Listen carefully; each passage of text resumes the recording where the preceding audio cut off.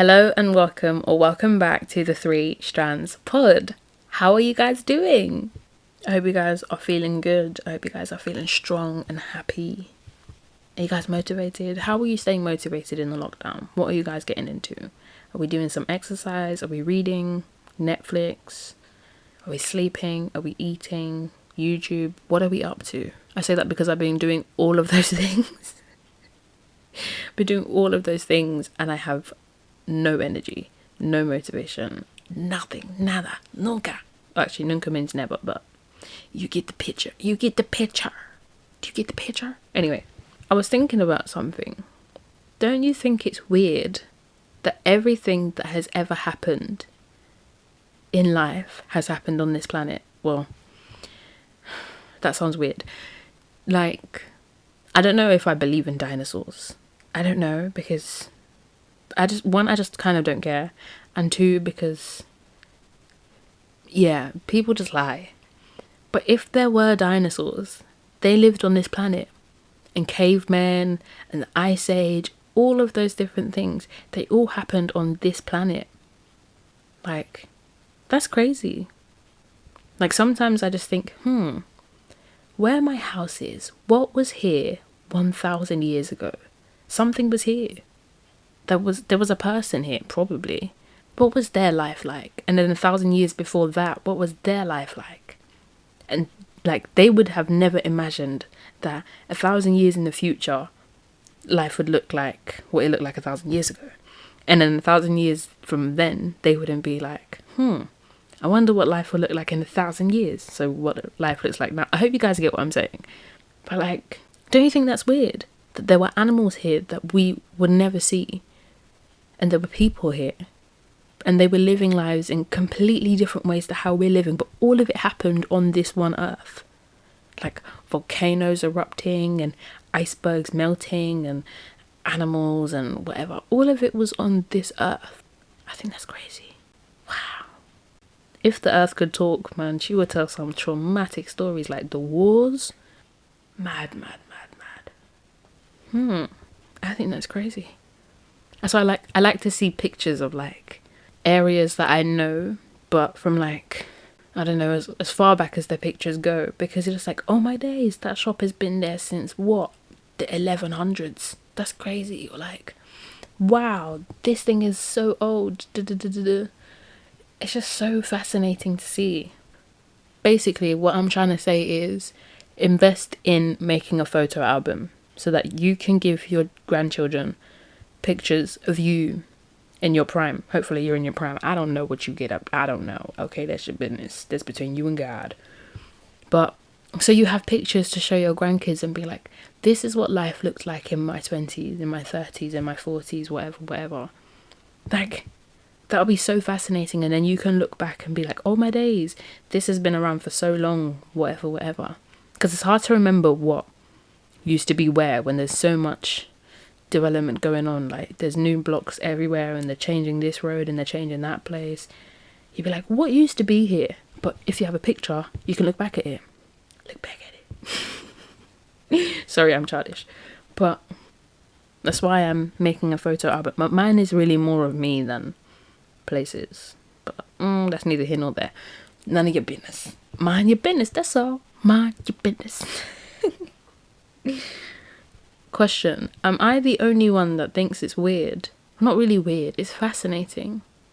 Have you guys had those kind of thoughts? Like, wow, this used to be a caveman's house once and now it's my house. Or this used to be a caveman's house and now it's Tesco. Well, you wouldn't know if it was a caveman's house, because where did cavemen live? I have no idea. Did we get taught that in school? If we do, I must have missed that day, because I have no idea. Boy, I don't know. But I think the time has come to make it do what it do. So without further ado,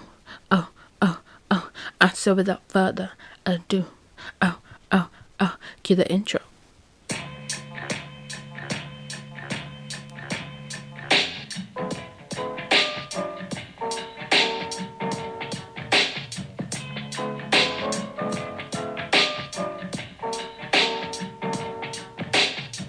20-something years of age, and life surely ain't about handouts. So I lays my plan out. Hard work is living catered to an hardcore survival. Consider Job's lesson from conception to arrival. Now that I'm here, my fears shall decrease. Learn about life, making my way to the east. From Foursquare Yard struggler, the G's on time. Yo, God, hit me with that introducing. Today we're going to be discussing a man named Thomas Sankara, who was a military officer and a social revolutionary for Burkina Faso, which is in West Africa. If you didn't know, get your geography up. Get your geography up. Don't they teach you stuff in school? Before we get into how Burkina Faso became the Burkina Faso we know today, we have to get into Thomas Sankara. So Thomas Sankara was born in 1949, and he was the third of 10 children. Yes, ladies and gentlemen, 10 children. And his parents wanted him to be a priest, but he wasn't really feeling the priesthood life. He was more into the military, because at that time, before Burkina Faso was Burkina Faso, it was Upper Volta. And he was looking at the military as the best way to remove the corruption from Upper Volta. And so now we're in 1970, and he's around 20 years old, and he was sent for officer training in Madagascar. And at that time in Madagascar, there was like mad conflict, and the local revolutionaries like wanted to get rid of France's colonial rule in Madagascar. And so Sankara is like witnessing the students and the workers uprising, and actually witnessed them like toppling Madagascar's government. And so 1972, at a parachute academy in France, he was exposed to even more left-wing like political ideologies. So remember, I told you he was really into the military. So this is just solidifying his idea of never pursuing the priesthood thing. He was not on it. So when he returns to Upper Volta in 1973, he now has the desire to free his people and his home from the colonial legacy. So the President Jean-Baptiste Ouedraogo's administration came to power after the third consecutive coup d'etat in Upper Volta's recent history. And coup d'etat means like the overthrowing of the existing government from power, usually like through violent means. And so the administration's policies were like far different from Sankara's like proposed changes. But by 1981, he had gained so much popularity that it actually earned him a place in Ouedraogo's government. And so Sankara is quickly like rising through the ranks, and he's gaining like a lot of popularity. And within 2 years, he actually became the Prime Minister of the Council for the Salvation of the People. This is in January 1983. And so as Prime Minister, he was like delivering speeches to the impoverished communities, to the women, to the young people. And he was like persuading other governments to form alliances based off like their shared colonial legacy. And so now, because he's doing all of these things, and like I said, he's getting very popular at this time, Ouedraogo is starting to feel threatened by the new position that he's given Sankara. And so he feels like Sankara's communist beliefs will like cause friction for the alliances that they have, they being Upper Volta, with capitalist countries. So just months after Sankara becomes the Prime Minister, Ouedraogo actually forced him to leave his job and then put him on house arrest. So this is now May 1983. Remember, he was only Prime Minister from January 1983, and he's out by May. Damn, Ouedraogo, damn. And so because of his popularity, there was a fourth coup d'etat in Upper Volta in 17 years now. And so the civilians are protesting throughout the capital, and the government has like come to a halt. And Sankara is trying to like negotiate a peaceful transition and wherever. And now on the stage we see Blaise Compaoré, who is one of Sankara's former soldier friends. And he actually prevented a coup that made an attempt on Sankara's life. He freed Sankara and then overthrew Ouedraogo's regime and formed the National Council of the Revolution. And so after all of that, Ouedraogo actually resigned without violence. There's no smoke, no violence, nothing. And so August 4th, 1983, Sankara actually becomes the president of Upper Volta. And so one of the first things that Sankara does is rename the country from its French colonial title to Burkina Faso, which translates to Land of Upright Men in Mosi and Dioula, which are the two most widely spoken indigenous languages in Burkina Faso. Over the following 4 years, Sankara actually established a nationwide literacy campaign, ordered over 10 million trees to be planted, composed a new national anthem, and cut down inflated government employee salaries. He outlawed forced marriages, polygamy, genital mutilation, and he was the first African leader to appoint women to key political positions and actively recruit them in the military. So he's doing all of these mad things to change up Burkina Faso and make it good. Remember, he's like, I'm on smoke. We don't want any ties to this French colonial rule. We don't want none of it. That shit. Throw it all in the bin. Not even the recycling bin. We don't want it to come back round. Rubbish bin. Sankara was cracking down on like the misuse of public funds, which was then causing the government officials to turn against him, because obviously they're like, we gonna do what we want with this money. You can't tell me nothing. And so now this part of the story is a little bit different.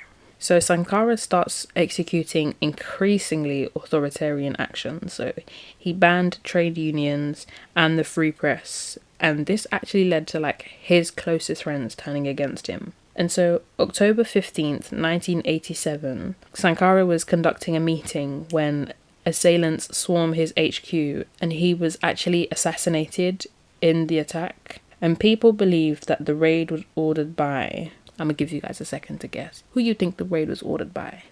Ding, ding, ding, ding, ding, ding, ding, ding. Blaise Compaoré, his old boy from way back when. It be your own. It really do be your own. And so that is how Sankara's life ended. But a lot of Sankara's policies were ahead of their time. Like even Ghana adopted Sankara's economic model. And on March 2nd, 2019, Sankara's statue was actually erected in Burkina Faso's capital, which is named Ouagadougou. Fun fact. So that is how Burkina Faso came to be Burkina Faso, through the works of the man that is Thomas Sankara, living legend. I think we should go back to what Sankara was doing.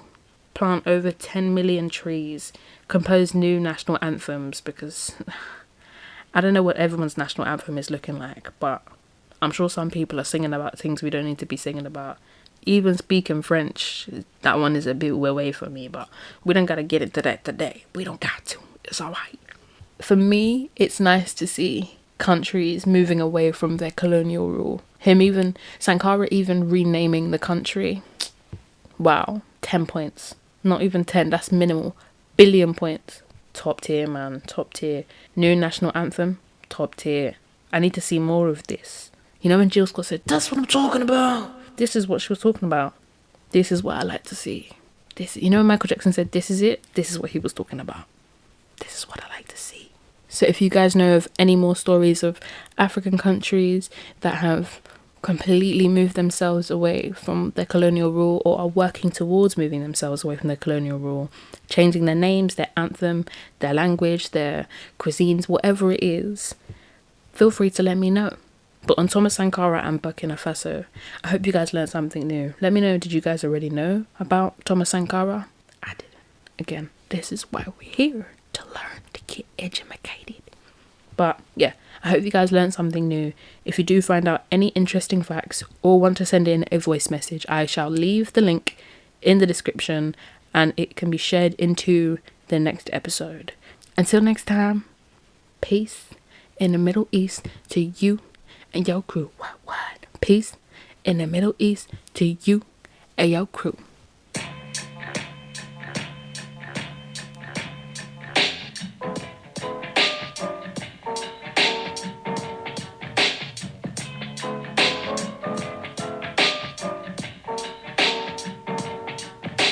I'm 20-something years of age, and life surely ain't about handouts, so I lays my plan out. Hard work is living catered to an art called survival. Consider Jah's lesson from conception to arrival. Now that I'm here, my fears shall decrease. Learn about life, making my way to the east. From 4 square yard struggler, the G's on time. Yo, God, hit me with that one.